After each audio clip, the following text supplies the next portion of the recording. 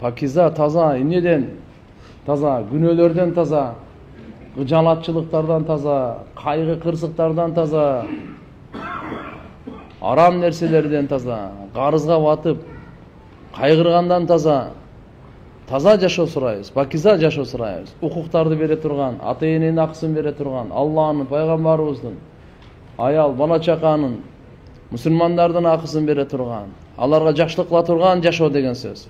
Бул таза жашоо да бул. Эгерде сиз Аллахнын, пайгамбарыбыздын, адамдардын акысын берип жашап атсаңыз, бул таза жашоо. Жакшылык кылып жашап аткан болсоңуз, бул таза жашоо бул. Муну Алладан сураш керек. Митатан савиятан. Алла Тааладан мынакей туура, дурус, берекелүү, жакшы өлүм дагы. Кандай өлүм? Тоба менен өлгөндө. Тоба менен өлгөн. Аллага баш ийип, моюн сунуп атып. Я аyyuhalladina amanuttaqullah haqqa tuqatih wa la tamutunna illa wa antum muslimun. Ey имандуулар, Алладан коркула, кандай коркуунун акысы бар.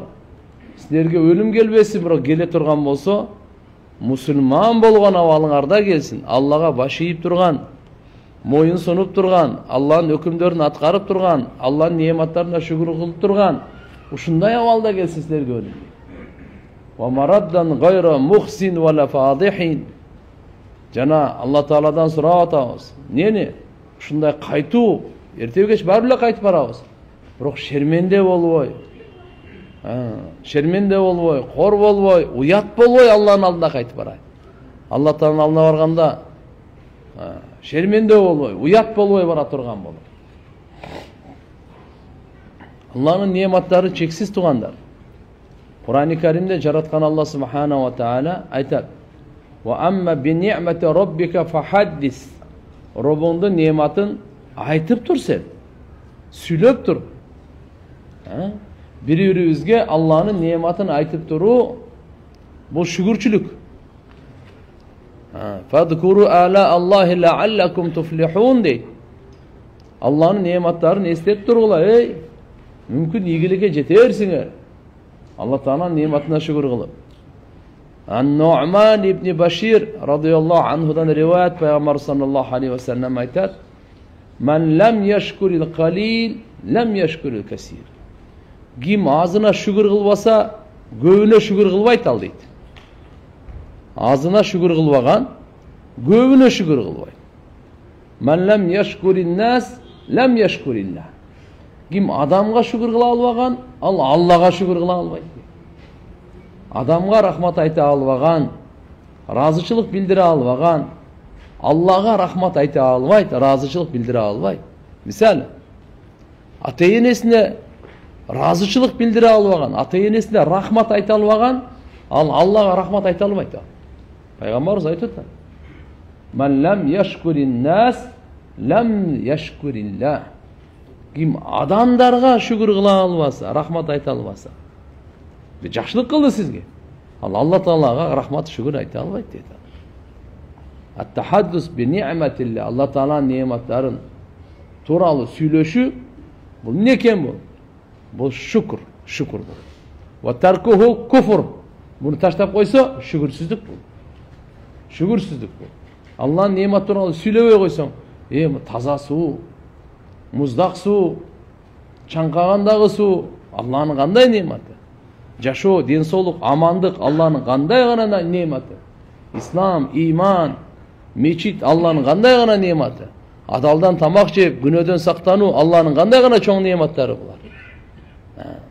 Ошон үчүн туугандар, жараткан Алла Субханаху ва Тааlanın нематтарына дайыма шүгүр кылып жүрөйүк. Алла Таала иншалла көбөйтүп берет. Алла нематына шүгүр кылабы, кылбайбы деп. Ошон үчүн немат берет мынакей. Жашоону берет, шүгүр кылабы, кылбайбы. Жаштыкты берет, шүгүр кылабы, кылбайбы. Акыл эсти берет, шүгүр кылабы, кылбайбы. Амандыкты берет, шүгүр кылабы, кылбайбы. Ырыскыны берет, ишиңди жүрүштүрөт, шүгүр кылабы, кылбайбы. Байлыкты берет, шүгүр кылабы, кылбайбы. Мансапты берет, шүгүр кылабы, кылбайбы. Бийликти берет, шүгүр кылабы, кылбайбы. Перзент берет Алла Таала, шүгүр кылабы, кылбайбы. Кылабы, кылбайбы. Аллаху акбар. Машалла, эсиме келип кетти. Араңыздарда машалла дуаңыздардын берекеси менен Мындай дегенде Алланын кандайгы бир неmatына шүгүр кылуу, ошо шүгүр кылуу бул нематтан чоң немат экен да. Жакшы түшүндүрүп берейин. Бул хадистин мазмуну ушундай. Алланын кандайдыр бир нематтары көп, бир нематына сиздин шүгүр кылганыңыз, ошол нематтан дагы чоң шүгүр экен да. Чоң немат экен. Ошол нематтан да чоң немат экен бул. Немат берилди. Буга шүгүр кылсаңыз, бул андан да чоң немат. Мисалы Алла Таалам перзент берди. Перзент берди. Бул Алланын нематы. Я Алла, ушу перзент бергениңе сага шүгүр дегениң. Бул перзенттен да чоң немат дейт. Перзенттен да чоң немат. Алла ден соолук берди, ден соолук. Алланын улуу нематы бу ден соолук. Ден соолук бар экен, мечитке келдик да. Сабак өтүп атабыз, сабак угуп атабыз. Алхамдулилlah. Кудай сактасын, ден соолук жакшы болсо, же үйдө, же больницада, же да бирөөгө дем салдырып, же бирөөгө дарыланып, же бирөө ооруп, кыйналып жаткан болот элек да. Ден соолугубуз жакшы экен, мынакей алхамдулилlah, мечитке келдик. Сабак укканга келдик, сабак айтканга келдик. Немат Алланын чоң немат. Пайгамбар саллаллаху алейхи вассалам өзү айткан. Ni'matan, iki nimet var degende, iki nimet var. Oho. Kasirun minen mağbumun fihima kasirun minen nas, köptügün adamlar aldanıp kalıuda da uşudaç. Köptügün adamlar dedi de. Peygamberimiz aytadi. Mağbumun fihima kasirun minen nas, adamların köpçülüğü uşul iki nimetga көңүл бурбай утқурууда. Ушул iki nimetga koş көңүл болуп, көптөгөн жакшылыктан кур калууда. Ал кайсы as-sihhatu wal farag, ал ден соолук менен бош учурук, бош убакыт экен да. Караңыз бул.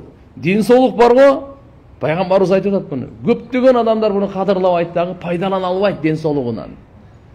Ден соолук болсо, ал арамга иштетет, арамга иштетиш үчүн берген эмес ден соолукту Алла. Ден соолукту пайдаланып калыш керек. Жакшы ишке пайдаланып калыш керек. Жашоону курганга, ахиретти курганга, Алла менен байланыш түзгөнгө, көбүрөөк ибадат кылганга, көбүрөөк даават кылганга, ден соолукту Алла пайдаланып калыш керек. Жакшылыкты жайылтканга пайдаланып калыш керек. Аны буну кадырын качан билет? Ден соолук кеткенден кийин, мурда мындай садака берип мен намаз окубай калыптын, кап, ажылыкка барып келсем болмок экен, тигини айткан кылсам болом, кеч болуп калды. Az Kur'an okusa, namaz okusa, çarşavay turgan uçur, zikir kılsa, kanday degen. Fara boş vakti, boş vakt, köp adamlar vaktini tekke getiret da. Bu öte çoğun utkuru. Kim vaktsin tekke getirse, yaşosun tekke getirdi. Dasmiyasını tekke getirdi. Vakt adam balasının yaşosunun dasmiyası bu. Kapital. Kapital. Sizin bolğan şu 10.000 somunuz var. Ушунун ичине оборот кылып көбөйтөйүн деп атасыз. 11.000 сом, 12.000 сом, 13.000 сом кылыпчы. 10.000 сомду эле жеп атасыз да. Көбөйтпөй эле ордунда калбай эле жок кылып атасыз. Капиталды да жок кылып атасыз, дасмиянычы. 5.000 калды, 1.000 калды. Эй! Кудум убакыттагы адам баласынын жашоосунун капиталы, буну жок кылба. Буну туура пайдалан dedi. Ошон үчүн пайгамбарыбыз хадисте айтып кетти да. Караңыз.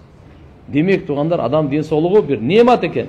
Uşuğa şükür ya Allah den soğluk bergeniňe şükür deseniz, bu şükür kılganınız den soğluktan dağı çoğun nimet eken da. Den soğluktan dağı çoğun nimet bolup kaldı bu. Oşon üçin aytılınat, Allah'ın kandaydır nimetine şükür kıluu, oşo şükür kılganınız andan dağı çoğun nimet bolup esetlendi. Allah'ın barыбызды şükür kılıçlardan kılsın. Пайгамбарлар шүгүр кылган, сахабалар шүгүр кылган, жакшы адамдар, олиялар, бактылуу адамдар Алланын бергенине алхамдулилlah шүгүр депчи. Мен ушу дүйнөдө жашап атканыма шүгүр деш керек. Эй Алла. Şu gün сайын ömür берип атканыңа şükür. Gün сайын акыл бергениңе şükür. Ey Allah. Gün сайын ден соолук бергениңе, ырыскы бергениңе, уйку бергениңе чоң şükür. Кандай гана немат. Bir нематтын ичинде канча нематтар бар. Ошон үчүн нематтарды бири-бирибизге айтып жүрүшүбүз жакшы. Эстетип жүрүп турушубуз жакшы. Bismillahirrahmanirrahim.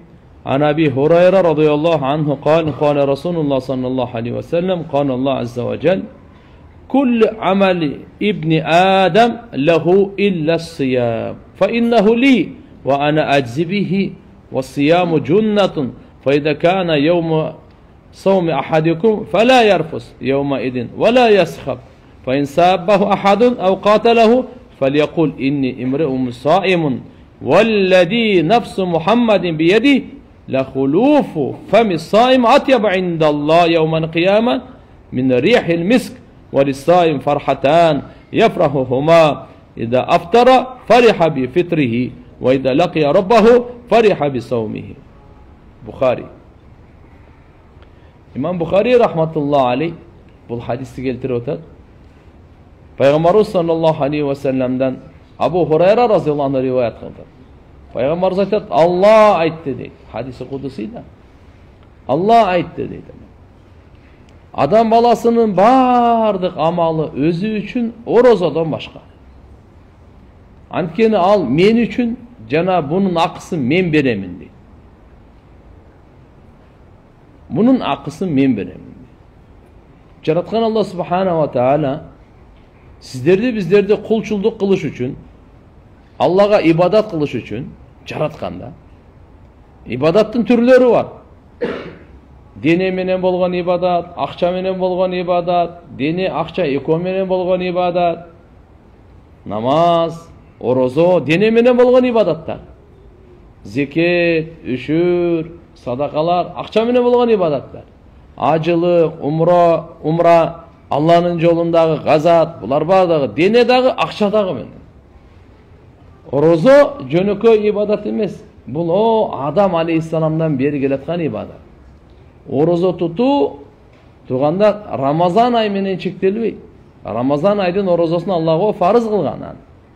Andan başka Peygamberimizin bir dağı ayı, bir dağı cuması orozosuz ötpeyteli. Ramazan aydıkı al, Ramazan ayı. Al жерде 29'una жаңырау, 30'una жаңырау al, farz al. Kutiba aleykumus siyam. Allah Teala al жерде oroza sizlerge farz kılın жазылды деп айтып қойған аға. Албай мәселе. Ramazan aydı farz болып отпайыңдар. Аға чейін не қылды ләна? Bir жақ 15 yıl ötüp кетті ғой. Аға чейін не қылды ләна? Пайғамбар ошондо да ороза кармайды. Ар ayda 3 gün. Ay толгондо. 13, 14, 15. Ay толот го. Ayyam-ı biyad. Ay толгондо гана айтат. Пайгамбар sallallahu aleyhi ve sellem ороза кармайды. Ашураны кармайды. Ramazan farz болгондон кийин ана булардын фарыздыгы кетти. Ушул эки ороза farz болгон да. Ушул экөө farz болуп турган. Ramazanга чейин. Ramazanдан кийин анан кийин farzdыгы кеткен. Кандай болгон чакта да Алла субханаху ва таала бул жерде мейли Рамазандын орозосу болсун, farz, же болбосо нафил сүннөт орозо болсун, биринчи күнү, төртүнчү күнү, 13, 14, 15, же болсо мына Мухаррам айында пайгамбарыбыз эң көп орозо туткан Мухаррам айында эле. Ушуга эми мына орозонун пайдасы, сообу, өкүмү кандай экен, бунун адеби, bunda natijası, bunun maksatı emni ekenin Allah subhanahu wa ta'ala bayan berip atat. Bukhari şerifte Abu Hurayra rivayet Peygamber sallallahu aleyhi ve sellem aytat. Allah aytat. Adam balası bari olsun. Adam balasının amalının bari özü üçün. Özü üçün. Orozadan başka de koydu. Ankeni bu men üçün deydi. Cana bunun soğuğun men beremin deydi. Tak. Ve siyamu cunnatun. Orozo kalkan. Emi, sizlerden kim biröңөр, sizlerden biröңөр. Orozo karmay turgan bolsa, oşol günü fala yarfus. Uyatlı söz söylemesin. Uyatlı söz söylemesin. Bu ne kılmasın? Vela yashab, topalan çıkarmasın, kıkırmasın, ökürmesin, bakırmasın.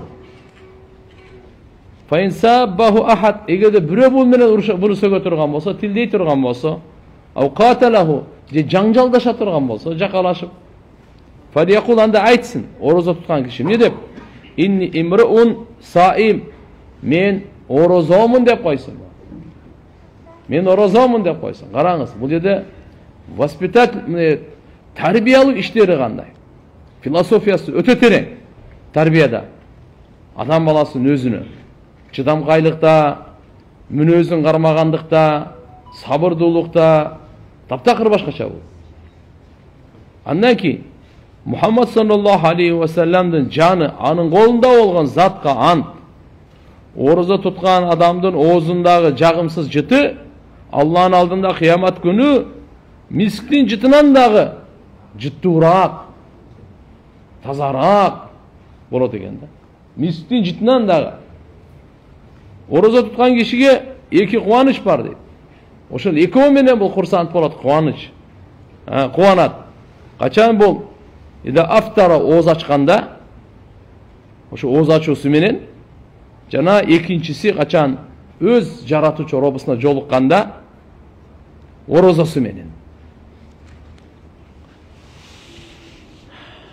Бул жерде хадиске кирели. Оразанын фазилеттин өтө улуу экенине бул хадис далалат кылат. Бұл хадисте Алла Субханаху ва Тааля сіздерді біздерді ораза қармағанға шақырады. Ошол кезде бұның қаншалық Алланың алдында даражасы бар екен, бұны да айтып беріп отады, жана әдебін да айтып беріп отады. Қандай қармаш керек? Ораза тұтқан адам қандай қармаш керек? Бұның соғу жана бұл жерде бізге бағыт беріп отады. Қандай құлық мүнөзгө беріле тұрған ораза адам ошол фазилетті алыш үшін қантип қармаш керек екен. Биринчиси, адам баласының амалы бардығы өзі үшін оразадан башқа дейді. Бұл жерде суроты болып қалады. Ораза эле Алла үшін болып, қалғаны бардығы адам баласы өзі үшін деп қойды. Бұл қандай деген бұл? Намаз деле Алла үшін ғой. Қайырымдылық деле Алла үшін. Мечит салсаң деле, су шығарсаң деле. Бардық жақсы іштердің бар Алла үшін ғой. Бұл қандай түсінсек болады? Бұл бойынша уламалар ақырғанда шу мәнісін шығарып бір 50-дей сөз айтқанда. Бұның мәнісі мұндай, бұның мәнісі мұндай депші. Алла Субханаху ва Тааля айтады мынаке. Оразадан башқасы адам баласы өзі, ораза мен үшін дейді. Негізгісіне тоқтай тұрған болсақ, ораза бар ғой, бұл жерде ихластылық күшті екен да. Бұл ораза адамдықы мына көрінбейді екен да. Намаз оқып отса көріп қаламыз да. Рүку қылып отады, сәжда қылып отады, көресің да. Бұл намаз оқып отқан тұр ғой. Құран оқып отса көріп отамыз. Же ұғып отамыз. Азан айтса ұғып отамыз. Оразаны қаяқтан ұғасың? Қаяқтан көресің ол? Мен ішінде аз ораза барып жоқ, қаяқтан білесің сен? Зикір çalып отсаң, сен көріп отады, ұғып отады. Дуа қылып отам, барғарлы көріп отасың. Мен оразамы кім көріп отады бұны? Мысалы ол зекетimi беріп отам, мүшірім беріп отам, мечит салдым, медресе салдым, көпірі салдым, жол салдым, құдық су шығардым, ажыға бардым, ихрам байладым, барды көріп отады. Көрсе ораза ушундай бір жашыруу намал екен, Алладан башка ешкім білбей тұрған. Ошон үчүн буда ихластуулук күчтүү екен. Напсинин аралашуусу, риякөрлүккө чакыруусу бунда жок эсеп экен. Пайгамбарыбыз айткан, оразада рия жок деген. Рия деген показуха бар го, кожо көрсүн деп, андай жок деген. Аллаху акбар. Маани бере турган бул, ораза кандай амал экен. Ошон үчүн Алла айтат, бул мен үчүн деп атат булганда. Буда ихластын күчтүүлүгүнүн себебинен айтат. Башка да айтып коюшу мүмкүн да, мындай дечи риякөрлүк. Мен кээ бир адам мынтип коюшу да мүмкүн, мактаныпчы.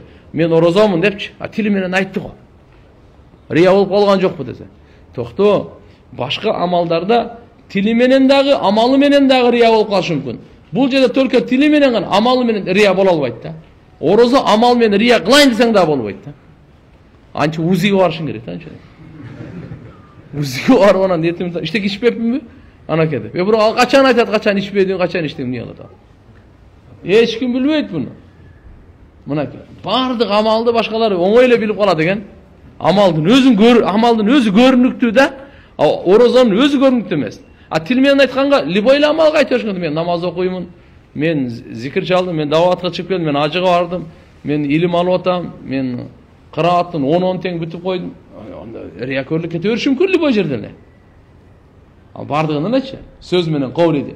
Бирок фи'ли, амали бул орозодочу кирги илише албайт экен да. Ошон үчүн орозо башка амалдарга караганда өзгөчөлөнүп, буда ихластуулук, калыстык ушундай күчтүү экен да. Даже мен кээде мисал берип калам. Рамазан айда динден алыс эле адам да, андай эле жакын эмес. Намазды эле окубайт. Бирок орозого карабайт да. Ажылыкка деле барбайт. Динден мисалы Куран деле окуй албайт, пайгамбар тууралуу деле жакшы терең деле түшүнүгү деле жок. Жөнөкөй карапайым. Бирок орозого карабайт ошол. Анан ошол эми кыйналып атат, ысык болуп атат. Күн узун, чаңкап атат. Эч ким көрбөй эле турат анычы. Кичине ичип койбойсуңбу? Жок, ичпейм дейт. Эмне? Кудай көрүп турбайбы дейт. Подвалга кирип деле эч ким жок болсо деле ичпейт алчы. Эч ким жок үйдө. Камера деле жок. Каратып ушу суу ичпейт ал. Чаңкап атса да ичпейт. Эмне дейт? Ушуну бир сөзү жооп берет да. Кудай көрүп турбайбы дейт.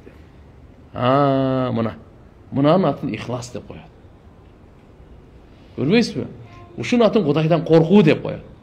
Бул Кудайдан коркуп таң аткандан күн батканга чейин өзүнүн шахватын, напсы кумарын ичкенден, жегенден, аялына жакындаган тартып турганы Аллага өтө жагат экен да бул. Мынакей. Ошон үчүн бул орозо мен үчүн деп атканын караңыз. Жана буну сообун Алла айтат, мен өзүм гана берем дейт. Вана аджибихи. Өзүм берем. Алымдар айтышат, бардык эле жакшы амалдар сообун Алла Таала өзү берет. Жылмайганыңыздын сообун да Алла берет. Оң кол менен тамак жегениңиздин сообун дагы берет.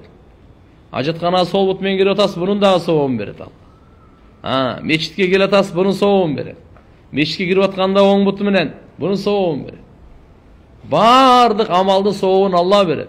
Курандын, зикирдин, дуанын, кайрымдуулук, ажы, умра, Алланын жолунда курбанчылык, ыйлаганыңыз, пикириңиз, бардыгын сообун Алла Таала берет. Эмне үчүн орозону чектеп атат анда? Буну сообун мен берем деп. Алымдар айтышат, Алла Таала бардык жакшы амалдардын соопторун периштелер аркылуу бердиртет экен да. Орозонун сообун өзү берет экен да. Өз колу менен берет экен да. Алла субханаху ва таала айтып койду, бизде делечи. Бирөөдөн бердирип берет, падыша бирөөдөн бердирип берет. Өз колу менен берет. Бул бөлөк да. Алла Таала буну өзү берет мынакей, өзүнүн кудурети. Ошондуктан кээ бирлерде ушуну ана аджибихи эмес, ана уджзабихи. Орозонун сообун мен өзүммүн деген маанинде айтышкан. Орозонун сообу эмне дейт? Алла Таала мен өзүммүн дейт. Ага бериле турган анын акысы сообу мен өзүммүн дейт. Эгерде мажхул окуй турган болсок дейт. Мынакей турган. Ас-сияму джуннатун. Орозо калкан. Тугандар, орозо калкан. Эмнеден калкан? Бу дүйнөдө күнөөлөрдөн калкан. Ахиретте Алланын азабынан калкан. Калкан, тоскуч, тосмо, джуннатын дейт. Адам өзү бир нерсе менен жашынып сактана турган нерсенин бардыгы. Бул жакта кандай? Шайтандын азгырууунан, күнөөлөрдөн өзүн сактай турган. Арам нерселерден, арам эми адал жебей аткандан кийин арам жейби бул? Кандай дедиңиз?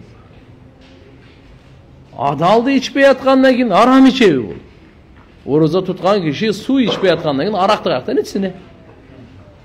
Орозо туткан киши адалдан пешенетер менен тапкан өзүнүн акчасы менен ошодон жебей аткандан кийин бирөөнүкүн уурдап жейби анан? Жебейт ал.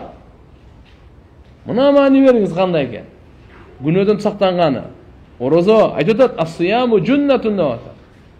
Күнөөлөрдөн, шайтандын азгыруусунан бу дүйнөдө сактай турган мынандай курал. Ахиретте Алланын азабынан дейт. Тосмо Куранда. Bir hadiste gelет, Насаи шарифте ушул уландысы мындай деп. Ас-сияму жуннатун минан нар деген. Дозоктун отунан бул калкан. Фаман асбаха саиман фала яджхал.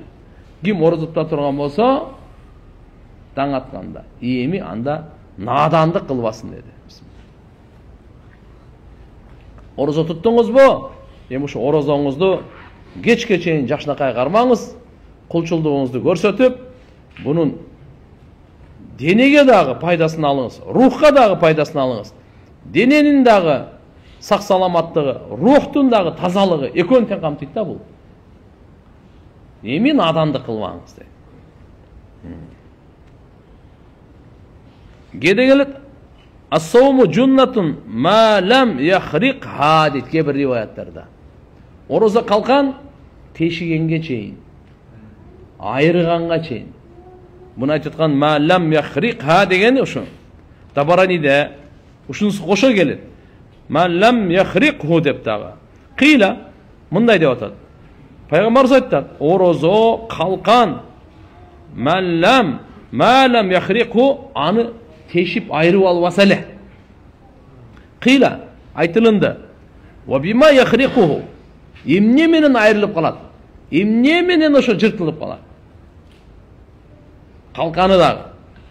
Пайгамбарыбыз айтты, бикидбин ау гыйбатин. Жалган сүйлөгөнү менен, же болбосо ушак айтканы менен. Ушул экөө менен орозо бузулуп калат деп атат. Калканы айрылып калат. Эми чоң газаттарда, согуштарда мурдаш кылыч менен чаап атканда, калканы жок болсо кандай болот? Калкан тосот эле ал. Калканы тешик болсо, айрык болсо, кандай мына? Кудум ушуга мисал келтирип окшоштуруп атат. Демек, орозо. Тугандар, мынакей жалган сүйлөгөн менен, ушактаган менен ушу эки нерсени айтып атат. Жалган сүйлөгөн же болбосо гыйба, ушактаган. Экөөнүн биресин. Ошон үчүн кээ бир аалымдардын айтуусунда жалган сүйлөсө, орозо туткан киши орозосу бузулуп калат дейт. Эгерде ушактаса, орозосу бузулуп калат. Таң аткандан кечке чейин орозо кармадыңызбы? Эми орозоңуз ушактан дагы кармалсын. Бирөөнү ушактагандан дагы, жана жалган сүйлөгөндөн дагы орозо кармаңыз. Кечке чейин, ооз ачканга чейин жалган сүйлөбөңүз. Ооз ачканга чейин бул жерде бирөөнү ушактабаңыз. Мына тарбиясын караңыз, жатамды кандай тарбиялап атат. Кандай кылып атат? Ас-саум деген өзү имсак да. Ас-саум деген өзү сөздүктө кармануу деген сөз да. Жаман нерселерди айтпай кармануу. Бирок көпчүлүк аалымдар айткан, бул орозо ушак менен, жалган сүйлөгөн менен бузулбайт деген. Орозонун акыйкаты бузулбайт, орозо боло берет деген. Бирок орозонун нуру, орозого убада кылган мартаба даража ошо насип болбойт ага деген. Атак орозосу кайра аны каза кылып кармаганга кажети жок. Орозосу өттү, бирок өтө кемчилдиктүү болуп өттү дейт да. Орозосу өттү дейт, эсептелет дейт. Бирок өтө кемчилдиктүү болуп. Ал орозодо анда нур жок дейт. Ал орозодо акыйкат мартабасына, даражасына жете турган андай жок дейт.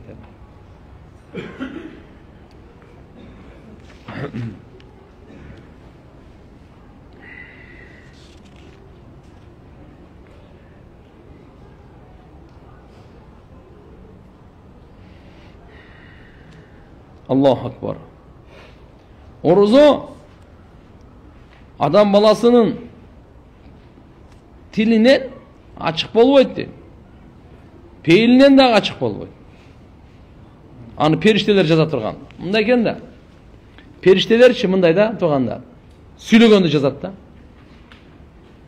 Куран окуймбу, зикир кыламбы, жакшы сөз сүйлөймүн же жаман сөз сүйлөймүн? Экинчиси амал дейт. Сажда кылдымбы? Машалла. Оң кол менен амал жеп атам. Сол амалды жазат да. Тилден же болса амалда. Периштелерчи. Ороза карманда кандай жазат эми муну? Мынандай амал болуп атат. Ошон үчүн Алла айтып атат, бул ороза тутуу мен үчүн деп атат бул. Ороза кармалды, себеп бул жерде ниет менен гана да. Периштелер аны ниети менен жазышы мүмкүн. Бирок ороза ал ушундай амал болуп атат. Тили менен адамдын дене мүчөсү менен кыла турган амал эмес болуп атат да. Кандай дене мүчөсү менен кыла турган? Азыркында бир угуп, жыттап, жосо ой, жок. Путу менен басып бараткан жагандай эмес экен да. Мынакей. Ушул жерде айтат: "Лианна сом ла ядхар мин ибни адам би лисанин вала фи'лин фатактубухул хафада." Периштелер аны жаза турган, адам баласынын тилинен көрүнө турган, жосо фейлинен көрүнө турган амал эмес да бул ороза дейт. Жөнөкөй эмес экен да. Ва иннама хува ниятун бил қалб ва имсакун харакатун мат'ам вал машра вал никах. Албетте бул жүрөктөн ниет менен жана жеген ичкенде нике аялга жакындагандан өзүн карманы менен якул ана айтат: "Ана атавалла жаза ала ма ухиб амнатади." Мына Алла субханаху ва таала айтты. Мен буну жоопкерчилигине алам. Эселетип соопту бергенге мен жоопкерчилигине. Ошон үчүн айтып атат да: "Ва ана адзибихи." Буну сообун Алла айтып атат. Мен өзүм беремин дейт мынакей. Көрдүңүзбү орозонун даражасы канча экен? Пайгамбарыбыз бир хадис айткан: "Лейса фис-савм рия." Орозада риякөрлүк жок деген мынакей. Орозада риякөрлүк жок деген. Эми бардык амалдар кыймыл аракет менен болот. Орозо өзгөчө. Андай эмес да. Кыймыл аракет менен боло албайт да бул эми. Ошондуктан адамдарга жашырылган бул, жашырылган. Сообу да ушуга жараша. Ал эми ошо жебей, ичпей, ак никесинде аялга жакындабагандыктан бул эмне болду? Сабыр кылып кармап турду. Сабырдуулукка Алла Таала эмне деген? Иннама юваффас-сабируна ажрахум бигайри хисаб. Сабырдууларга сооп эсеби жок берилет деген. Аларга бериле турган сооп эч ким эсептей албайт. Алла айтып атат, эсеби жок. Эсеп жок аерде. Аллах акбар. Сабырдууларга. Орозо сабырдуулук менен кетип атат. Ошон үчүн сабыр болбосо ичип алат эле, сабыр болбосо жеп алат эле. Жубайыны жакында болот эле. Жок. Сабыр менен кармап турду. Мына.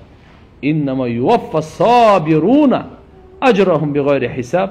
Сабырдууларга Алла субханаху ва таала сооп берет. Эсеби жок. Эсеби жок. Алла эсеби жок десе ким эсептей алат аны? Бул жерде миллион, миллиард, триллиард эсеп жок, сооп бериле турган. Ошон үчүн Алла буга мен өзүм сооп берем муну деп. Өзүм сооп берем. Муслимдин риваятында келет: "Куллу амал ибни Адам юдаъафул хасана 10 амсалиха ila 700 ضعف." Кала Аллах азза ва жал илля сом. Адам баласынын амалы көбөйөт. Жакшылык сообу 10дон 700ге чейин. 10дон 700ге. Алла айтат: илля сом, орозодон башка. Fa innahu li wa ana ajzi bihi. Бул мен үчүн, буну сообун мен өзүм берем. Yada'u shahwatahu wa ta'amahu min ajli. Мен үчүн, разычылыгым үчүн өзүнүн напсы кумарындагы, тамагындагы таштарды дейт. Андан кийинки инни эгерде бирөө буну сөгө турган болсо, тилдей турган болсо, же болбосо жаңжалдаша турган болсо, орозо туткан киши пайгамбарыбыз айтты, эмне десин? Мен орозомун деп. Ушинтип айтып койсун деп. Бул жерде эскертүү бар да, орозо туткан киши чектен ашпасын дейт. Чектен чыгып кетпесин. Эч ким менен жаңжалдашпасын дейт. Эч ким менен урушпасын дейт. Бул деген кереметтүү кулк мүнөзгө өсүү үчүн Алланын тарабынан тарбиялоо. Пайгамбар саллаллаху алейхи ва саллям жамандык менен кайтарган эмес эле го. Жамандыкты жакшылык менен гана кайтарган. Жана көп кечирген. Мына ушуга тарбияга амал түрүндө практикага өтөтүртүп Алла субханаху ва таала орозо аркылуу бизге бергиси да. Эгерде ушул моментте өтүп кете турган болсоңуз, алхамдулилlah, сиздин мүнөзүңүз көтөрүлүп атат. Сиздин кулк мүнөзүңүз көтөрүлүп атат. Алхамдулилlah. Сиздин сабырдуулугуңуз, кайраттуулугуңуз, Мүмкін. Ал тура талашып кетсеңіздер жеңіп қойышыңыз мүмкін. Мұшташа кетсеңіз ұрып қойышыңыз мүмкін. Кеп ал жерде емес. Кеп бұл жерде қорқоқтықтан да емес. Кеп ұн шықпай қалды, күні мойна, андай кеп анда емес. Бұл жерде құлық мінезге жету болып отыр. Пайғамбар саллаллаху алейхи ва салламдың алып келген кереметті құлық мінездерге ошоға жету мақсат болып отыр мына. Бұл амал түрінде бізге ошоға иелік, ошо құлық мінезге ие болуш үшін Алла субханала ва тағала ораза арқылы бізге бермекші қалап. Жаман сөз сөйлегенден, тілдің бұзылғаннан, ашуын шығарған, жоқ, андайға болмайды. Мұнда айтқанда, виссиям хабсу ва нафс. Бұдачы мұнда екен да, аншахватайл батл вал фарж, қысқасы ішінен дағы адам аласы, ұятты жерін дағы сақтай тұрған. Бухари шарифте риваят келет, Убада ибн Самит радиаллаху анхудан Пайғамбар саллаллаху алейхи ва саллям дын мынандай деп айтады. Убада ибн Самит айтады. Оғыңыздар. Хараджан наби саллаллаху алейхи ва саллям ли юхбирана би лейлатил қадр. Пайғамбарымыз Мұхаммад саллаллаху алейхи ва саллям шығып келді дейді. Қадыр кечесін қаварын беру үшін.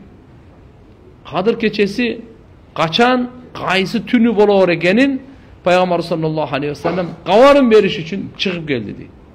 Фаталаха раджулан минал муслимин, мұсылмандардан екі киши бири-бирин сенсилешип калышкан экен, урушуп калышкан экен.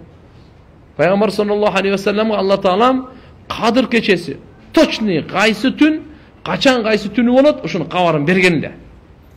Пайгамбарыбыз билет эле буну. Азыр эми айтып атпайбы? Акыркы 10 күндө издегиле, акыркы 10 күндүн так түндөрүндө издегиле деп. Точный мисалы кескин түрдө дайыма мисалы 27 түн болот деген андай жок ал. А бирок буга чейин Пайгамбар саллаллаху алейхи ва саллям Кадыр түн точно кайсы кандай ай жаңырганда же кайсы жылы кандай болуп мисалы кайсы күнү болот аныгын билчү да. Ошону кабар берейин деп куш кабарлап коеюн үммөтүмө деп чыкса, мусулмандардан экөө эмне кылып атыптыр? Урушуп атыштыр да. Урушуп атышкан экен. Факала пайгамбарыбыз айтты мына эми, ошо эки урушуп атканды көрүп туруп. Харашту ли ухбиракум би лейлатил кадр. Мен силерге чыгып келдим эле ошо Кадыр кечесинин дайынын айтып коеюн деп кайсы экен. Фаталаха фулан ва фулан, паланча мен паланча урушуп аткан экен. Фаруфиат, ошол көтөрүлүп кетти менден дейт. Билбей калдым, эсимден чыгып кетти дейт. Ва аса якуну хайран лакум. Мүмкүн иншалла ушуда да силерге жакшылык бардыр дейт. Үмүт дем. Фалтамисуха, эми ошо Кадыр түндү силер издегиле. Фитасиа ва сабиа ва хамиса, 9-чу, 7-чи, 5-чи, мындайча айтканда акыркы 10 күндүн ушуларда издегиле деп койду. Аллаху акбар. Мына жерде караңыз тақсырлар.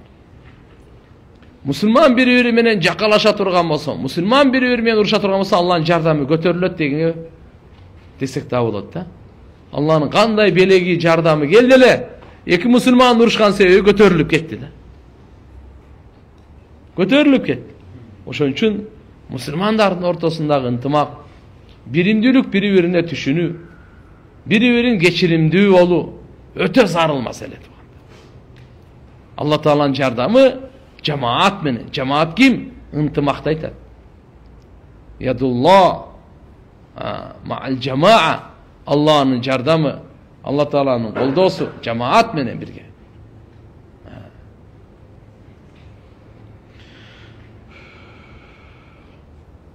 Жана мына жерде мен орозомун деп кайталап турганы кээ бир риваяттарда келеткен, бул өзүнө эстетиш үчүн. Бир урушайын деп атат, жаңжалдашайын деп атат. Не дедиңиз? Мен орозомун деп. Өзүңүзгө эстетиш үчүн, напсыңызгачы. Мага болбойт. Демек, мен жакшы мүнөз алышым керек. Күнөөдөн тазаланышым керек деп. Же болбосо уруша турган кишиге эскертүү үчүн. Жаңжалдыгын токтот дегендей. Себеп дегенде эстетүү, эскертүү дагы пайда берет. Фадаккир фа инна зикратан фал муъминин. Эстетип тургун. Эстетүү имандууларга пайдасын берет деп Куранда айткан. Эгерде бул өзүн кармай ала урушуп турган болсочу, охо, анда азыркындай улуу даражаларга сооптурга жетпейт. Кыскасы айтканда, фассом хажиз байна саим ва байна афатил лисан хассатан. Мына орозочу, орозо туткан киши менен жана тилдин апатынын ортосунда тосмо деп атат. Орозо тосмо экен да. Тилдин апаты бар го. Тилде иштин бардыгын кылып атканчы. Ошо менен орозо туткан ортосундагы бул тосмо дейт орозочу. Ва байнаху ва байнал афатил мухликатал мааси амматан. Өзү менен адамды жок кыла турган күнөөлөр бар, чоңгулар. Ушу менен жалпысынан тосмо. Кыскасы айтканда, орозо ушундай тосмо, тилдин апатынан жана бардык күнөөлөрдөн тоса турган ушундай касиеттүү ушундай амал экен. Алла Таалам берген. Эми орозо туткан адамдын оозунан жагымсыз жыт чыкканы Алланын алдында кыямат күнү мисктен дагы жыттуу деп атат да. Мисктен да жыттуу деп атат. Мына жерде бир айтып кете турган нерсе атьябу дейт. Атьябу индалла яумал кыямат мин рихил миск. Бухари шарифте келет: "Валлази нафси бияди لا يكلم أحد في سبيل الله والله عالم بما يكلم في سبيله إلا جاء يوم القيامة واللون لون الدم وريح ريح المسك." الله أكبر. Bukhari şerifte mында келеткен. Анын колунда менин жаным болгон затка ант дейт. Пайгамбарыбыз айтып атат да. Ким болбосун Алланын жолунда жаракат тарта турган болсо, кандай гана жаракат болбосун, кыямат күнү ошол өңү кандын өңүндө келет дейт. Бирөө шейит болду Алланын жолунда. Жосо бирөө дагы бир катара бир нерсе тийди. Ошол кандын өңүндө келет экен да. Жана жыты мисктен жыттуу болот экен. Кан өзү турганда жыттуу эмес да. Канча адамдын каны. Мына жердеги айтып атканы мисктен жыттуу деп атат. Мисалы шахидтин каны мисктен да жыттуу. Кан мисалы билебиз да кандай экен. Эми бул жерде экөөнү айтылып атат. Алланын жолунда жаракат тарткан менен бунун каны менен жана орозо туткан оозунан жагымсыз жыткан жыты менен экөө тең мисктен жыттуу болот деп атат.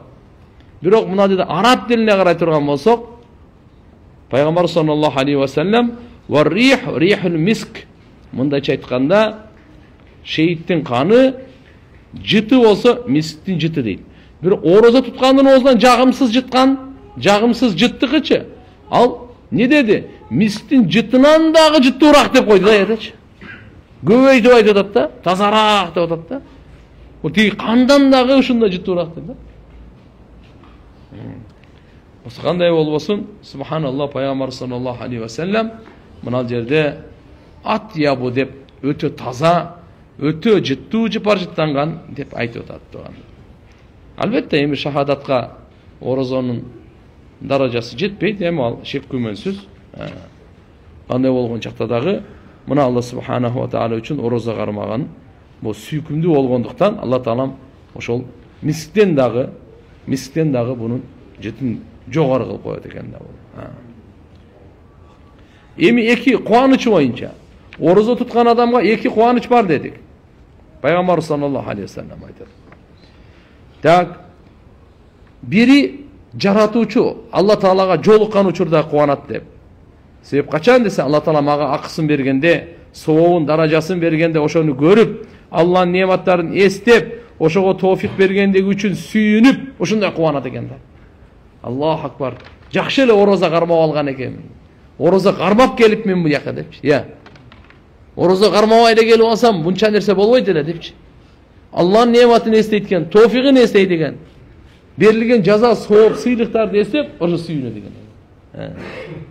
Ал эми экинчиси ооз ачар учурунда кубанат дегенди биз көбүбүз айтабыз. Конечно, чай ичсе, тамак ичсе кубанбай анан эмне кылат деп. Жок, андай эмес. Алхамдулилlah, мен орозому таң аткандан күн батканга чейин Алланын жардамы менен толуктап алдым деп кубанат бул. Ибадатымды толук кылып алдым. жарым саат калганда башым айланып куса берип ачып берип жок ушу жеткизгендигине мынакей эми ооз ачып атат мына амандык менен жеткендигине бузуп албай жана сообун үмүт кылып албетте кубанат тамактанат. Кийин дуаларында орозо туткан адам ооз ачып атканда Алла Таалам өзүнчө дуасын кабыл алат деп, өзгөчө дуасын кабыл алат деп. Tirmizi şerifte Abu Hurayra radıyallahu anh rivayet keltiret. Salasatun la turaddu da'vatuhum. 3 türlü kişi varken toğanlar. Aların duası kaytarılbayt deydi. Söz kabul bolat. As-saim hina yuftir. Oruza tutkan kişi oğuz açıp atkan uçurda. Vel imamul adil. Adilettü badışa, adilettü cetekçinin duası. Ve da'vatul mazlum. Zulüm çekken. Zulümdük çekken, adiletsizlik bolup zulümdük çekken adamdın duası. Yerfaullah fawqal gamam. Allah Taala şu zulümdük çekken adamdın duasın buluttun üstüne çeyin götürütken ve yeftahu laha abwabus sema. Asmandın eşiklerini açat eken ve yekulu Rabb Allah aytatken ve izzati la ansurannaka velau ba'da hin. Men izzetimi ant içip aytıp koyayım. Söz men sana jardan berem biraz vaqttan keyin bolsa dagı. Sen вообще кыжалат болбо дейт. Караңыз. Алла субханаху ва таала ант ичип айтып атат. Ант ичпесе де жетиштүү эле. Такит менен айтып атат, бекем деп айтып атат. Что шек, күмөн, экиленүү, үмүтсүздүк деген болбосун. Эй, мазлумдар, зулум чеккендер. Силер вообще кайгырбагыла, кыжалат болбогула. Мен сени жардам берим анык. Валау ба'да хин, бираз убакыттан кийин болсо дагы. Бирок Алла Тааланын жардамы, ошолордун дуасы бирөөгө зулумду кылбайлы. Кимге зулумду кылсаң, ошол мазлум болот. Жанына, малына, абирине зулумду кылба. Мына исламдын чакырыгы. Бирок зулумдук бирөө кылсаң, акыңды талап кылып айтасың. Болбойбу? Аллага ташта. Жараткан Алла Таала өтө данышман, өтө чебер, өтө устазат, латиф, ушундай хуфия, ушундай алып келет. Адам баласының ақылына жетпейді. Қандай болып кетерін. Ошондуктан иншалла пайгамбарыбыз айткан Алла Тааланын айтуусу: "Я ибади, о бенделерим, инни харрамту зулма ала нафси." Мен зулумдук кылууну өзүмө арам кылганмын. Ва жаалтуху байнакум мухарраман. Силердин ортоңордо да бири-бириңерге зулумдук кылууну мен арам кылдым. Фала тазаламу. Бири-бириңерге ошондуктан зулумдук кылбагыла. Бири-бириңерге зулумду кылбай жашагыла. Зулумду кылбагыла. Алла Таала хадиси кудусиде өзү буйрук берди. Ошон үчүн иншалла бирөөнүн малына зулумду кылбайлы, бирөөнүн жанына зулумду кылбайлы, бирөөнүн абирине зулумду кылбайлы. Калган эсеп Алла Таала өзү билет. Кандай кыларын, кандай алар.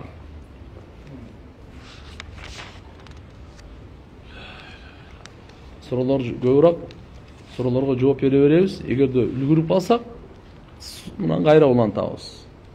Алла Таалам баарыбызды сыпат менен, адеп менен, орозо тутуучулардан кылсын.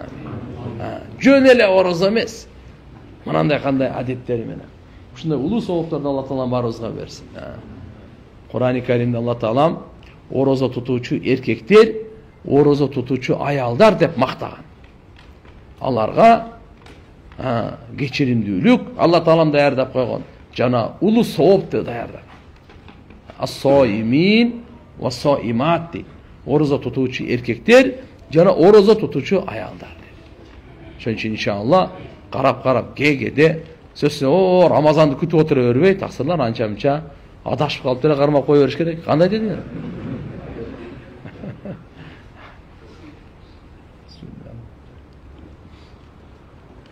Кээде балдарга тамашалап айтып каласың. Эй, мечитке келсең, адашып калып деле кире берем. Башка бир үйгө кирейин дедим эле кирип калыптым дедим. Эй, мечитке кирдиң, кире берем. Кээде телефон чалып калышат. Ассаламу. Мен башка жака түшүп калдым. Башка жака эмес, точно эле түштүм. Кандай? Салам алейкум. Хотя бы саламдашып коелем, сооптарды ала берейли. Тудасың. Салам алейкум устаз. Витр намазында кунут дубасын окуганды унутуп калып, рүкүгө кетип калсаң, кайра баштан окуш керекпи? Жок, кайра баштан окуган кереги жок.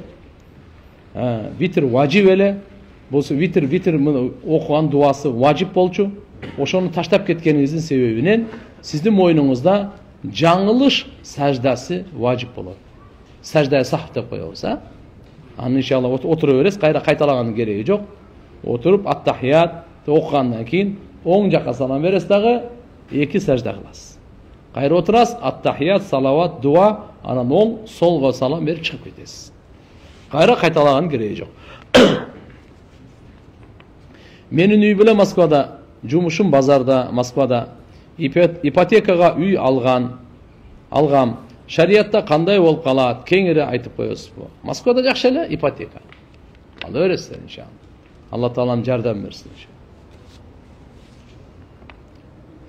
Устаз жакында гана хижра кылдым бул жерге. Кандай жумуш кылуу керек?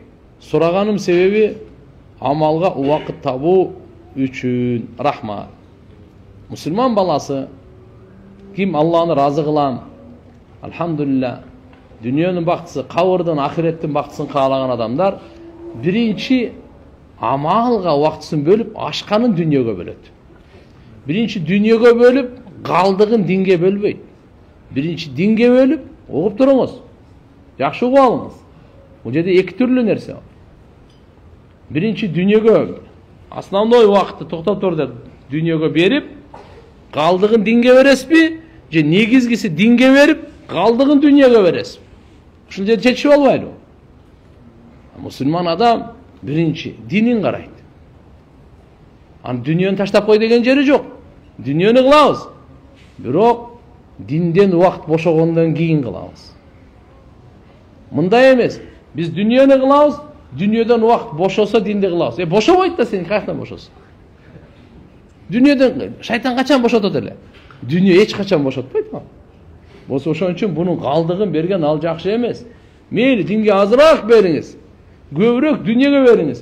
Бирок динди негиз кылыңыз дагы, анан бул жакка бериңиз. Мына сиздин Алланын алдында кадырыңыз бар. Алланын алдында кадырыңыз бар. Түбөлүктүү дүйнө ахиреттин бактысыга сизге келген биринчи динге маани бериңиз. Аны калгандары убакыт болот мени. Дүйнөгө 8 саат берин, 9 саат берин, 10 саат берин. Ким кой деп атат? Бирок токто биринчи буну кабыл. Ошо сыңарындай сизди карап туруп, биринчи амалыңызды караңыз. Кур'ан окуй турган, зикириңиз, дуаңыз, мечитке убакыт бөлүңүз, илимге алыңыз, жана башка иншалла карап туруп, мени калгандарын дүйнөгө берип, биякта карап көрүң, адал иште олтура. Манжадда важада, менет кылган сөзсүз табат. Алхамдулилlah, бүгүн Кыргызстанда Алла таалам ушундай мүмкүнчүлүктөрдү түзүп берди. Гыбыр эткен жан эч качан ачка калбайт. Өтө эле ач көз болбой, алхамдулилlah, Кудайга шүгүр, арамга умтулбай, арам көп, арам тез тияк бияка чыгар. Анан көрө кичине мээнет менен эле берип турсак, Алла таалам берекесин берсин иншалла. Мен айылда бир тууган эжем менен жана 2 бир тууган инилерим менен жашайм. Үйлөнсөм, аялым таквачылыкта, кантип инилерим менен жашаш керек болот. Үй 2 кабат. Караңыз эми, фаттакулла мастатаатум, күчүңөрдүн жетишиңерче күнөөлөрдөн сактангыла деген Алла таалам буйругу бар. Өзгөчө инилериңиз эгерде бойго жеткен болсо, мисалы бир үйдө болсо, бөлмөлөр өзүнчө, кирип чыккан тияк бияк, сиз менен болсун бир жака барсаңыз, келсеңиз тияк бияк немелерден. Азыр фитнанын доору тууган бар. Коомчулукта кээ бир суроолорду мен окубай эле коем да. Ошолорго өзүнө эле жооп берем. Мына ал жакта анча-мынчалар немелер келип калганда. Аксыр адамды акыл аңтарыла турган окуялар болот. Ошонун баарын шарият алдына ала, жөндөн жөн эле махрам деген ким менен учурашса болот, ким менен учурашса болбойт, ким менен кандай баардыгын бекер айткан эмес. Биз урра деп эле зына боло берет экен, мындай боло берет экен деп кете бербе. Шайтан ушундай бир тамырыңан кармайт, ахиретиң күйгүзүп салат. Ошон Кудайым баарыбызды сактасын. Ошон үчүн мен айтып аткан нерселер баардыгын алхамдулилlah этият өз жолунда алып кетиш керек. Куранда же тарыхта даватчы энелер болду беле? Кыздар үчүн дин жеткирүүнүн жолдору кандай? Аллаху акбар. Куранда Мариям энебизди айтат. Өзү Куранда аялдардын аты аталбайт. Erkekтердин аты аталат. Аялдардыкы даже аты дагы сатыр. Атын дагы жашыра турган. Атын дагы жашыра турган. Аты. Затын айтпай эле турам. Жөнөкөй нерсе эмес. Алла субханаху ва таала зикир кылган жок. Мариям эне зикир кылды. Эмне үчүн? Алла таалага жала жабышты бул аялы деп. Христиандар эмне кылды? Аялы бар деп. Лам яттахи сахибата. Канча пайгамбар саллаллаху алейхи ва саллям Куранда, аятта, хадистерде Алла таала аял карманган эмес, анын аялы жок дейт. Баласы дагы жок, атасы дагы жок Алла таала. Ошон үчүн бул жала айтылгандан Мариям энебиздин атын атады. Бул Мариям, бул Иса пайгамбардын апасы, Имрандын кызы, бул махлук, жаралган. Бул жаратуучунун аялы эмес. Ушуну ачык айтканга туура келет. Мариям энебиз ачыктап койгон. Андан башка Фираундун аялы. Имраа деп эле келет да эми. Карасаңыз Кур'ан-ы Каримде Ниса, Имраа болбосо аялдар жөнүндө сүрө бар. Мариям энебиз өзүнчө сүрө бар. Сурат Ниса дейт, аялдар боюнча сүрө. Сүрө бар, сүрө түшкөн Алла таала. Өкүмдөр тийген бардыгы. Азыр айтып атканым мына немеде. Фираундун аялын айтат мында. Имрат Фираундун аялы. Кандай деген? Ошондой эле бузулган Нух пайгамбардын аялы менен Имраату Лут пайгамбардын мисалын Алла таала келтирет буларды. Бирок аял деп эле айтат. Атын айтпайт Алла таала. Алардынчы? Мына ушу Фираундун аялы Асия энебиз. Аллаху акбар. Кандай болгон ал? Кандай чакырган? Кандай машаалла? Данышман, кандай эстүү? Ошондой эле мына Шуайб пайгамбардын эки кызы. Муса пайгамбардын улуусу, кичүүсү айтылынбайт, кандай болосо Муса пайгамбардын аялы. Кызын берген да бирөөсүнө. Булардан. Эми эгерде биздин динибиз эң акыркы дин, кыямат күнгө чейин кала турган дин. Кур'анда же тарыхта даватчы энелер болду беле дейсизби? Биринчи даватчы аял болгон. Ал ким? Хадиче энебиз. Аллаху акбар. Пайгамбарыбыз саллаллаху алейхи ва саллям туугандар Меккеде жашап турганда эч кимди алдаган эмес. Эч ким аманатына кыянат кылган эмес. Кичинекей кезинде эле пакиза, өтө улуу кулк мүнөздүү, табияты ушундай бир адамгерчиликтүү, бутпарастыктан жиркенген, ошон үчүн нур тоосуна чыгып кетип калат эле. Жиркенип, кыжалат болуп, адамдар сөлөкөткө буттарга сыйынгандан. Лат, Узза деген бар эле, алар эң чоң буттары. Кичинекейлери толтура. Хира үңкүрүнө чыгып кетет эле.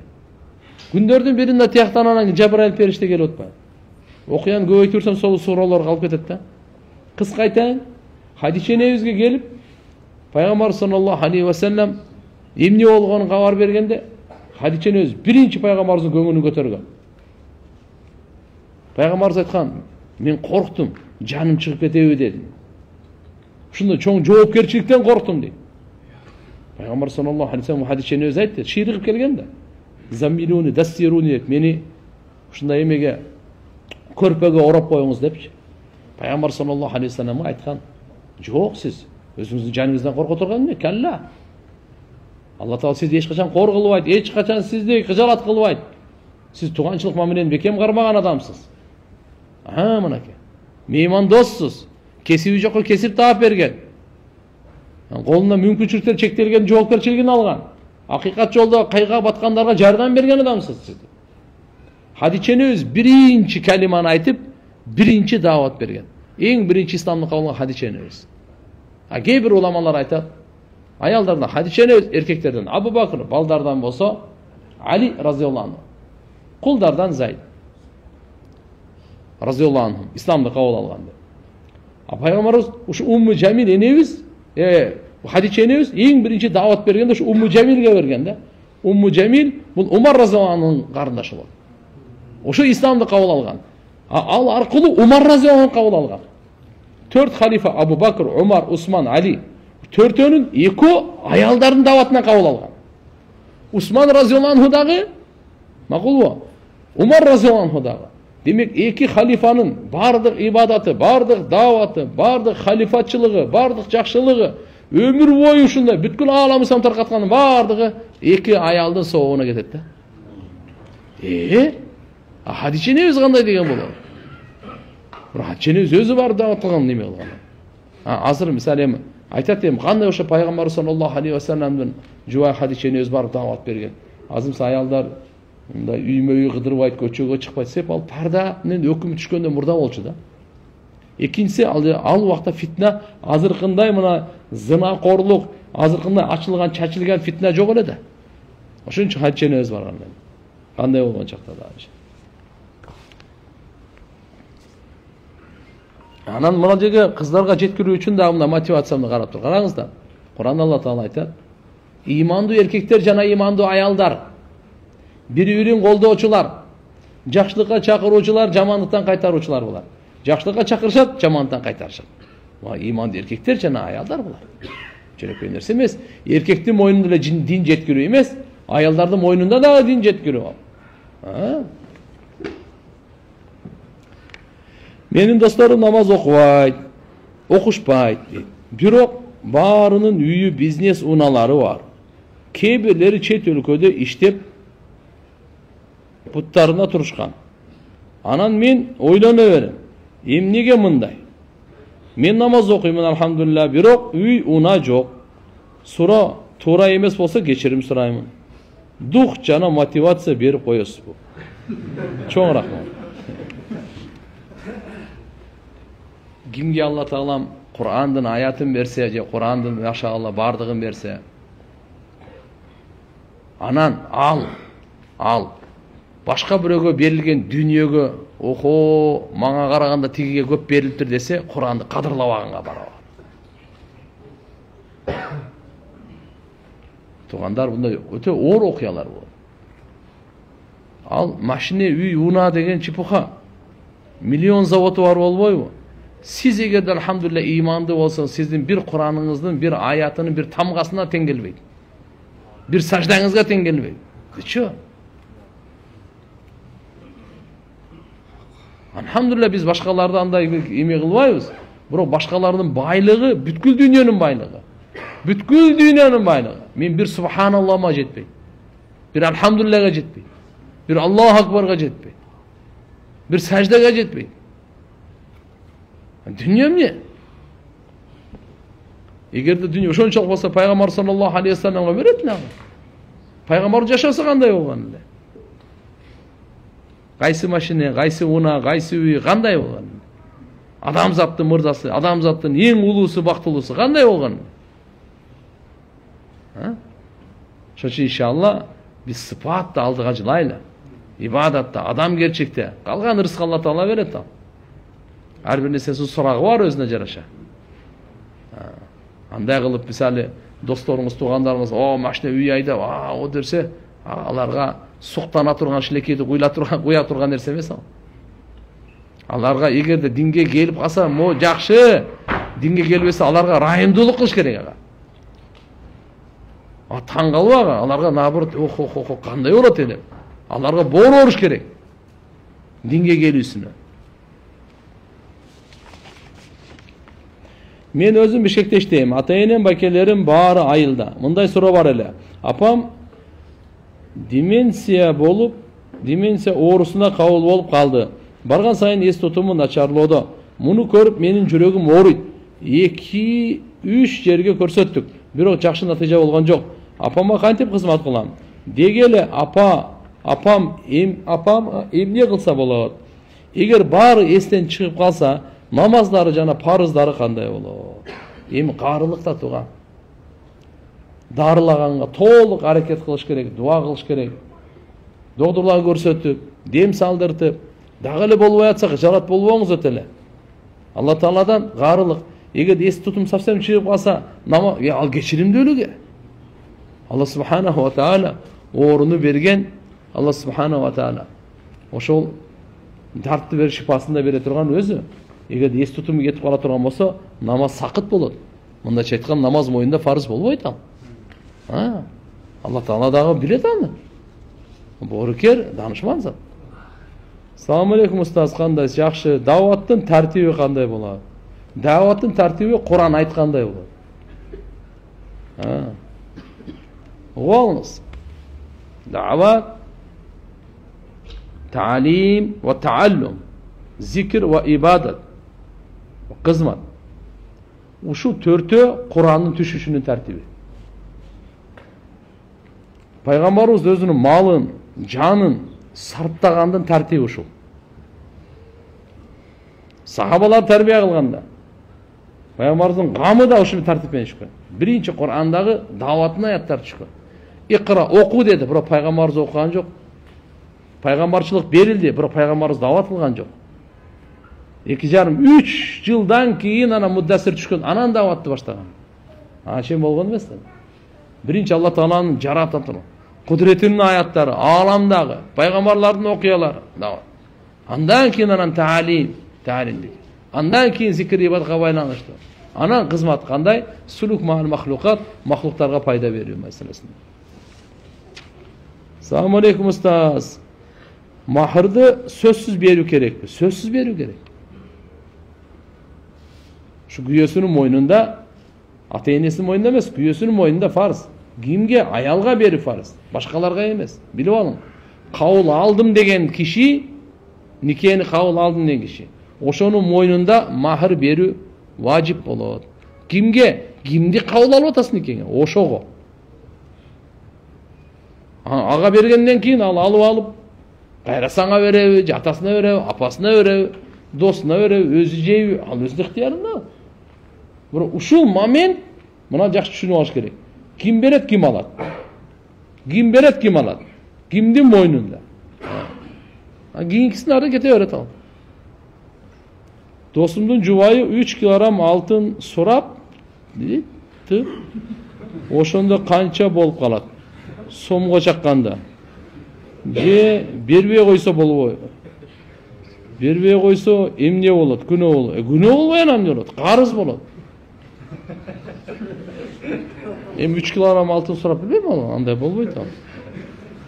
Махырдын эң азы 2000 сом турганда. Билип алыңыздар. 10 дирхам бизде болжолду 2000 сом. Mahır Fatima enebizдің mahırı. Бүткүл dünya Fatima enebizдің mahırı деп коет. Мурда окуя ошо алтын менен эме эсептелет эле, Ол болсо, болжолду ушу күндө бир 100 000, 105 000 сомдун тегереги. Assalamu alaykum. Калайсыз устаз? Tawakkelдин акыйкаты не? Ол кандай болады? Алла разы болсун сизден. Алла баарыбыздан разы болсун. Tawakkelдин акыйкаты.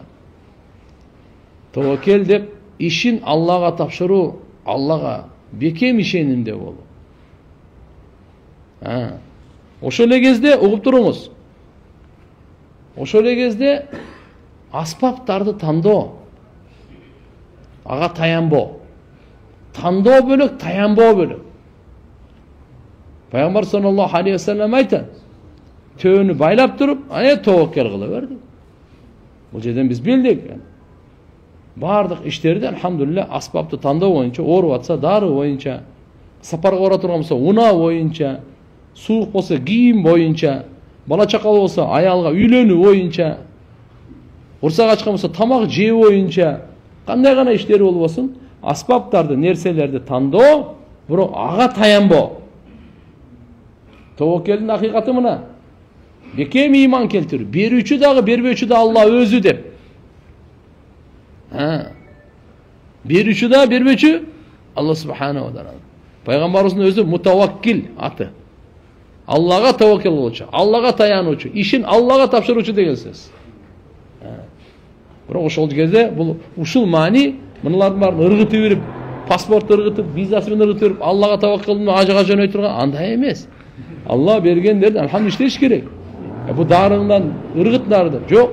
Дарыны колдонуңуз таксыр. Колдонуңуз. Бирок ошодо шифа деп андай ишенбеңиз. Ал дары. Биз аптекага барганда не деп сурайбыз? Darı barбы дейбизби же шипа барбы дейбизби? Чын айткыла да. Иә. Кыргыз туура сүйлөгөн. Darı barбы деген да, шипаны Алла берет. Darı barбы жок барды айтат эми ал. Бирок шипаны Алла берет. Биз туура сүйлөп келатабыз. Ошондой сүйлөш керек ал. Түшүнөсүзбү? İbrahim Aleyhisselam aytат: "Fa-iza maridtu fa-huwa yashfin." Allah, Kur'an. Orup kalsam Allah bana şifa verir deydi. Qarаңыздар, parhez деп koyabız. Diyeta. Tuğanlar, darılarını sünnet. Parhez, diyeta vacip болады. Allah'ın hükümsüz şifаны. Allah Teala'nın hükümsüz şifa болбойт. Hükümsüz şifa болбойт. Бұл farz. Ушундай ишенүү farz. Алымдар айтышат да. Вот ошон үчүн иншалла карап тургандар муналары таваккулдун акыйкаты. Менин суроом узагыраак. Устаз, мен 25 жаштамын. Аллахка шүгүр айылда үйүбүз бар. Бирок туруктуу жумушум жок. Үйлөнсөмбү же туруктуу жумуш таап анан үйлөнүшүм керекпи? Жалкоолуктун кантип жеңсе болот устаз? Эми үйлөнүү маселени караңыз. Эгерде жумуш таап туруп үйлөнсөңүз жакшыраак болот гайра. Кичине кыскасы үйлөнгөндөн кийин азыр өзүңүздүн башыңызды багып, карап жүргөн болсоңуз, үйлөнсөңүз да бир прицеп кошулат да. Я. Сиз азыр өзүңүз паровоз, өзүңүздү өзүңүз тарта аласызбы? Аны карап көрүңүз да, өзүн өзү тарта албаса, башка бирөөнү кантип тартат анан? Устаздар айтат эле, субханаллах, намаз дейт эле ошо. Аллаху акбар. Намаз ушундай амал дейт эле да. Намаз да адам баласы жакшы неме кылса, бардыгын тарта алат дейт да. Бардык өкүмдөрдүчү. Намаз окуган адам иншалла Кудай кааласа. Жалкоолуктан биринчи пана тилеш керек. Алладан сураш керек. Я Алла, мени жалкоолуктан сакта. Кайра сураш керек. Пайгамбарыбыз күн сайын эртең менен кечинде сурайт эле. Жалкоолуктан сакта. Аллахумма инни ауду бика минал адз вал касал. Касал деген ушу жалкоолук да. Менде суроом бар болчу. Көптөн баштап келбей жатты мени. Баштап келбей. Сиздин көптөн чотомда түшүнүксүз жазып коюсуз да. Почерким, өзүңүздөр жазган экен. Почерким жаман болгондугуна карабастан сизге жазууну туура көрдүм. Акыркысында окуй алдым. Акча сайыбын. Болчу көптөн баштап келбей жаттым эле сиздин сабагыңызга. Менин досторум бар. Топ oyun ойношот. Бирок акча сайышат. Ошол сайып ойногон oyun кандай болуп калат? Ошол тапкан акчалары мен айтамын, досум, бул болбойт деп. Бирок угушпайт. Мен эмне кылсам болот? Айтсам, биз oyunду кызытыш үчүн гана дейт. Жок, акча сайып ойногон эми арам ал. Oyundu жөндө эле кызды берсе болот. Ким жеңилсе, давай көтөрмөй 20-дан. Же болсо бизде мурда ойнойт элек мен башка. Oyunu кызыгып толтура эле ал. Давай неме кылып. Мотивация да, ким жеңилет, все. 20-дан отжимание. Кеттиңе жакшы эле ал. Эмне ал? Эч кандай немеси жок. Кичине бир күн наказание кыйнала турган. Сөзсүз акча сайыш керек. Ата-энем менен чогуу турам. Үйлөнгөнүмө 2 жыл болду. Келинчегим өзүнчө жашайлы деп үйлөнгөндөн бери айтып бүтпөй койду. Bir inim var 7 yaşta, ortada karındaş, 1 yaşta kızım var. Bölünöйүн desem ata-enem karşı, namaz okuşat, uruş talaş yok. Üy bülöbüz menen barыбыз namaz okuyubuz. Azır ayalım ata-enesin de, Peygamberimiz ayaldары menen сүйлөшпөй койгондой, men de bir az vakit tarbiyat üçün сүйлөшпөй койсом болобу. Allah razı olsun. Sunuşumuz kanday? Bölünüp жашайлыбы деп. Жок, бөлүнүп жашабагыла. Ата-энеңердин алхамдулилlah береке бар. Аялыңызга жакшы түшүндүрүңүз ал. Алхамдулилlah өзүнчө бир бөлмөсү барбы? Болду. Анда иншалла ата-эне менен жакшынакай жашагыла. Кичине кызмат кылып, сооп табасыз. Адамдар сооп таппай жүрүшөт э. Силер сооптон качан индейсиз ой. Туура? Үчүнчү мына соопторду алыш керек. Чогуу эле жашап, акырын түшүндүрүп, Бирок ишти чогуу кылгыла, бардык ишти эле келинге жүктөп койбогула. Жардам берип, көңүлүн көтөрүп, үйдө чогуу таалим кылып тургула, намаз окуйт экенсиңер. Укмуш болот. Tamam, tak. Biz sizdi Allah için жақсы көрөбүз. Allah razı olsun. Жақында атам күтпөгөн жерден ооруп калды. Жүрөк оорусу менен чоң операция болду. Бутунан тамыр алып, жүрөгүндөгү тамырга улады. 2 ай больницада жатып чыкты. Азыркы учурда абалы Аллага шүгүр жакшы. Жакшы болуп келатат. Аллага разыбыз. Врачтар айтты, атаңарды шаарда карагыла деди. Себеби Бишкектин абасы жеңил болгондуктан өзүнө келүүсүнө жеңил болот дейт. Бишкек шаарында жашай турган үйүбүз жок болгондуктан үй алууга мажбур болуп атабыз. Дамылам, Бакай банктан исламский принцип менен рассрочкага үй алса болот дейт. Сиз ошону билесизби, алсак болобу? Байкем экөөбүз ынтымакташып, ата-энебизге үй алып берсекпи деп атабыз. Дамылам, бизге насаат айтыңызчы, муктаж, масаатка айтыңыз, биз муктажбыз, ата-энеге кандай кызмат кылабыз? Биздин бейишибиз ата-энебиз турбайбы? Кандай амал кылабыз? Алхамдулилlah, жакшы кызмат кылып атсыңар, Алла разы болсун. Бишкектен карап көрөлү эми. Эгерде үйгө күчүңөр жетпесе, кичине квартира алып турса деле болот. Четирегинден жакшы эле. Эгерде үй азыр айтып атсаңар, Бакай банкты мен билбедим, чындап айтсам. Эко исламик банкты билем. Эгер бардыгы бирдей боло турган болсо, ошону карасаңар болот, анан карап. Эми өзүңөрдүн ыктыярыңарда, ал жерде бирок Бакай банкты мен билбедим. Мен күйөөмдөн кеч болгондо саат 12:00 өткөндө каяктасың, качан келесиң деп сурасам, ызычуу чыгарып жатат. Ар дайым сурасам бир жөн же аялы күйөөсүн, ар дайым сурасам бир жөн же аялы күйөөсүн эч сурабаш керекпи, түн болсо дагы. Жоогуңузду абдан күтөм, Алла разы болсун сизден. Жок, сураш керек. Уюң жоголуп кетсе де сурайсың го. Туурабы? Коюң жок болсо, кой кайда деп сурайсың да. Аны эркектер, эгерде аялыңар сурап койсо, шүгүр десең, вообще сурабай койсом эмне кыласың? Кызык экен бир эркектер. Сурайт да, эмне сурайт аны? 12:00 эмне кылып жүрөсүң сен аны? Чын да. Дини илимиң болбосо, же дини бир даватта же таалимде болбосо, андай кылбаш керек да. Үй бүлөлүсүңбү? Иш жок. Алхамдулилlah, ошончо багымдатка тура албайсың. Бар эртерээк уктап, эртерээк туруп, үйгө да убакыт бер да. Жаман нерсе айткан жок го. Машалла, үйдүн бактысы үчүн бала чака чогуу тамак ичели деп. Кээ бир кээде мисалы дини өтө зарылчак болуп калат. Жото сиздиндер кээде бир жолугушуңуз болуп калат. Эң айтайынбы? Жолугушунун баарын күндүзү кылыңыз. Мисалы кечке өтө боло турган болсо, шамдан куптанга чейин бир аз убакыт менен, куптандан кийин болду, өзү сүйлөшүү жакшы эмес, биздин маскатта макруh өзү. Вообще болбойт өзүчү. Бир гана ошо дини Куран тияк илим менен боло турган болсо, алардыкы бөлөк ана. Ошончо сурап кое турган болсо, ага сүйүнүш керек, андай кылбаш керек асыл. Коксап кырсытап калдыбы, бир нерсе болуп калдыбы деп, аял сурайт да, эмне болуп калды деп. Жалгыз бой аялдар жөнүндө маселе айтып бересизби? Коомдо алимент албай, балдарын баккан энелер көбөйдү. Аталар жоопкерчиликти сезбей калды. Азамы? Амин. Роббана атина. Саптарды ала берели.